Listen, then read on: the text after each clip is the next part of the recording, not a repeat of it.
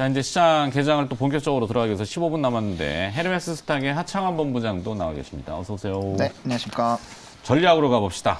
조금 좁혀서 섹터 전략, 함축적인 전략, 추격 매수, 저점 매수. 하창환 본부장은 오늘 어느 분야를? 네. 태양광? 네. 어떤 이유로?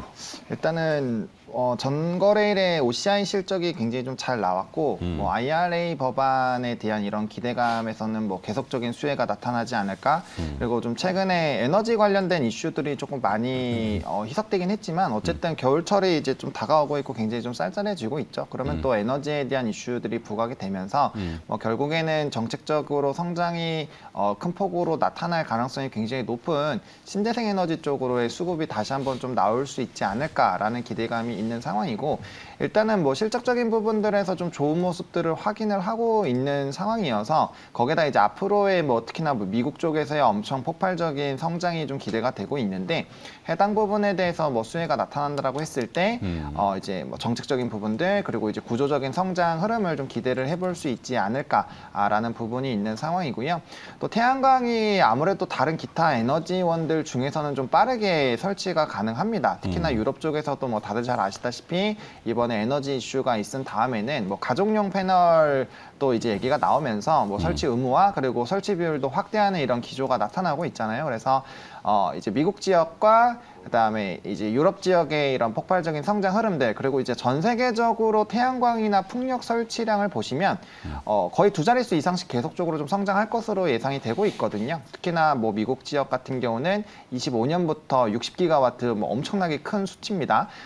이를 매년 평균적으로 좀 설치를 할 것으로 예상이 되고 있고, 이제 뭐 중간 선거 이후에 사실 약간의 의미가 조금의 정책적인 부분에서의 좀 이슈가 발생될 수는 있겠지만, 그래도 뭐 민주당이든 공화당이든 이런 뭐 태양광이라든지 이런 이 환경에 대한 그런 이슈를 좀 너무 배척하기는 좀 어렵다라고 보고 있거든요. 공화당이 되더라도. 그래서 뭐 거기에 따른 큰 틀에 대한 움직임은 크게 변하지 않을 것이다라는 관점으로 봤을 때 충분히 좀 기대를 해볼 만하고, 특히나 이제 폴리실리콘 같은 경우도 중국 지역이 거의 뭐 독점적으로 하고 있는데, 지금 최근에 미국의 행보를 보면 결국엔 이제 미중에 대한 갈등으로 우리나라 기업들의 좀 반사 수혜가 나타날 수 있는 가능성에 대한 언급이 계속적으로 나오고 있다 보니까 네. 뭐 그 안에서도 좀 기대를 해볼 만하지 않을까라고 보고 있고, 최근에 뭐 이런 태양광과 풍력 차트 보시면 그 좀 기존에 조금 이슈가 되면서 상승했었던 폭을 다 거의 다 반납을 했습니다. 이제 뭐 OCI의 경우에는 뭐 14만 원, 15만 원까지 갔다가 다시 8만 원대 후반까지 빠졌다가 이제 다시 10만 원 어제 좀 회복을 다시 한 부분이 있고요. 네. 뭐 기타 뭐 삼강 M&T 같은 대표적인 풍력주 보시더라도 3만 원까지 갔었던 주가가 지금 만 원대 후반이거든요. 그러면 이거는 그 이전에 이런 뭐 법안이라든지 이런 재생에너지 그리고 에너지난에 대한 이슈가 부각이 됐을 때에 상승력을 다 반납을 했었던 부분이라서 뭐 현재 가격대부터는 뭐 다시 좀 재접근하시기에는 나쁘지 않지 않을까. 그리고 앞서 말씀드린 거랑 또 겨울철에 에너지난이 또 분명 부각이 되면 거기에 따른 액션들이 좀 나올 것이라서, 그런 부분으로 봤을 때 뭐 큰 틀에서는 가장 빠르게 움직일 수 있는 태양광으로 좀 말씀을 드리지만 뭐 풍력이라든지 기타 대체 에너지 쪽에 대한 관심도도 지속적으로 좀 해보시면 좋지 않을까라고 보고 있고, 네. 태양광 쪽에서는 OCI와 뭐 하나솔루션, 현대에너지솔루션 이런 종목군들을 좀 이제 관심주로 좀 말씀을 드리겠고, 오늘 뭐 OCI는 오늘 발표가 나왔고 이제 하나솔루션이 이제 오늘 발표가 나오는데, 하나솔루션 같은 경우 특히나 이제 미국 쪽에 대한 수혜가 기대가 되다 보니까 오늘 이제 토픽은 일단 하나솔루션으로 좀 말씀을 드려보도록 하나솔루션으로 중장기적으로 말씀을 드리겠고, 네. 단기적으로 봤을 때는 OCI가 태양광에 대한 이런 출하량이 늘어나면은 폴리실리콘에 대한 뭐 최대 수혜를 받을 수 있는 국내 유일 기업이다 보니까 토픽은 OCI로 좀 잡아드리도록 하겠습니다. 탑픽 종목은 OCI, 태양광. 뭐 코로나 사태 이후에 뭐 청정해지는 지구, 그래서 뭐 하늘이 좀 맑아졌잖아요. 그렇죠. 눈부심, 그러니까 자외선 노출은 많은데 태양광 발전에서는 나름의 또 효율성은 좀 올라가겠다 싶긴 한데, 뭐 그렇잖아요. 뭐 미세먼지가 많아가지고 패널 위에 미세먼지 깔려 있으면 또 닦아야 되죠. 그렇죠. 네. 또 투과율 뭐 이런 것들 봤을 때 약간 뭐 태양광. 근데 이제 뭐 해상풍력 같은 경우는 이제 뭐 협의도 해야 되고 네. 뭐 지자체 협의도 해야 되고 뭐 사업 기간 자체가 뭐 거의 7년 정도로 잡고 진행을 해야 되다 보니까 뭐 우리나라에서도 뭐 5대 강대국을 하겠다라고 얘기를 하고 나서 사실 그렇게 큰 또 이슈는 좀 없잖아요. 그리고 우리나라는 바다의 이런 풍력 자체가 기타 뭐 유럽 지역에 비해서는 워낙 좀 떨어지기 때문에 그런 부분을 봤을 때 실질적으로는 태양광 쪽으로 조금 더 포커스가 좀 쏠리지 않을까라는 생각이 있습니다. 알겠습니다. 잘 들었고요. 자, 오늘 뭐 섹터 전략으로 태양광, 거기에 탑픽 종목 OCI.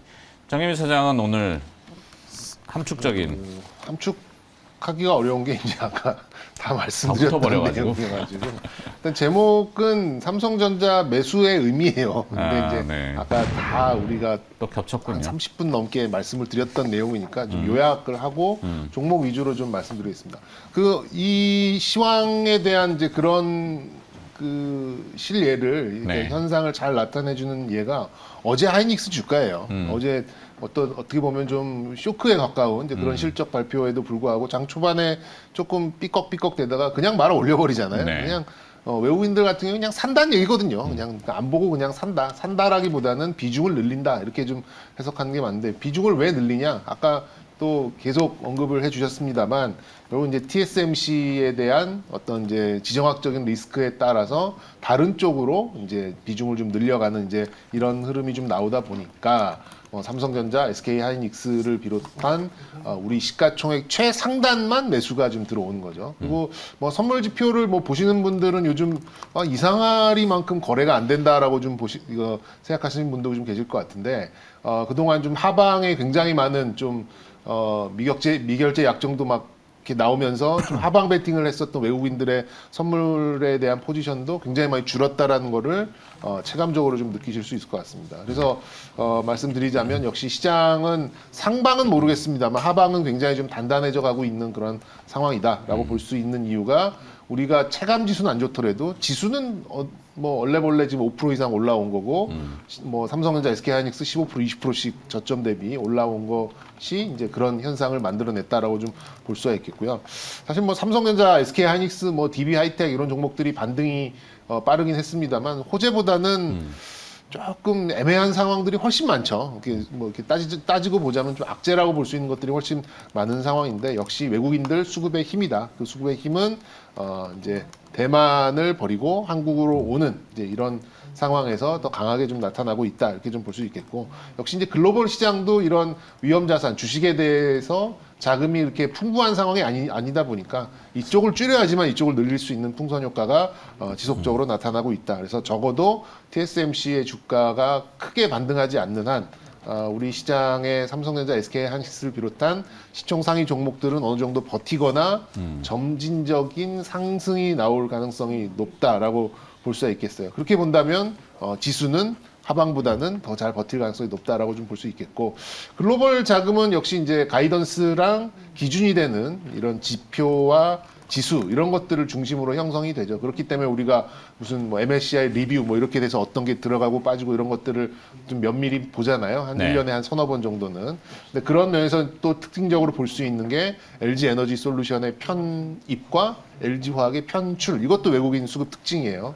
그런데 그거를 누르고 LG화학의 순 매수가 들어간다라고 하면 이거는 좀 더 세게 봐야 되지 않을까 싶습니다. 나름 의미 있는 수급의 마디를 만들어가고 있는 또 수급의 에너지를 만들어가고 있는 이런 모습을 볼 수 있어서 일단 삼성전자의 매수의 의미는 수급적인 부분이고 그런 수급이 나타날 수 있는 부분 중에 하나가 아까 말씀드렸던 LX 세미콘이 네. 수급적인 요인이 좀 될 수 있겠고 또 특징적으로 나타나는 부분이 LG화학으로 네. 볼 수 있겠고요. 그리고 또 특징적으로 할 수 있는 종목 하나를 더 말씀드리면 굉장히 영역의 종목입니다. SK 스퀘어. SK 하이닉스가 좀 반등돼서 올라오면서 SK 스퀘어도 최저점 대비 나름 좀 선방을 좀 하고 있는 부분이거든요. 지금 굉장히 고개를 흔드시는 것 저요? 같은데. 아니에요. 네, SK 스퀘어도 SK 하이닉스와 약간 동행하는 부분 정도는 뭐 기대해 볼 수 있지 않을까 싶습니다. 그래서 좋습니다. 저는 뭐 수급 특징으로는 LX 세미콘을 뭐 도전 20%도 좀 말씀을 드렸지만 저는 LG 화학이 계속 눈에 지금 밟힙니다. 예, 계속. 뭐 이거 지금 당장 한 70만 원 가도 전혀 이상할 것 같지 않은 이제 그런 느낌을 자꾸 받아서 아까도 이 양극재 업체들은 특공대라 그랬잖아요. 건드릴 수 없는 특공대. 탄탄한. 네. 그런데 뭐 물론 이제 석유화학 쪽에서 좀 아쉬움은 있습니다만 LG화학의 양극재는 사실 거의 양극재 생산 다른 업체들 합친 것보다 많이 할 수 있는 그런 캐파가 있기 때문에 그런 것들이 오케이. 조금씩 부각이 좀 되다 보면은 제값을 찾아가지 않을까 싶습니다. 좋습니다. 반도체 삼성전자 시장 중심, 뭐 거기에 대형주 몇 가지 더 해서 이 얘기를 살을 붙여주셨고, 뭐 관련 주니까 그냥 저건 쓱 넘어가도록 하고.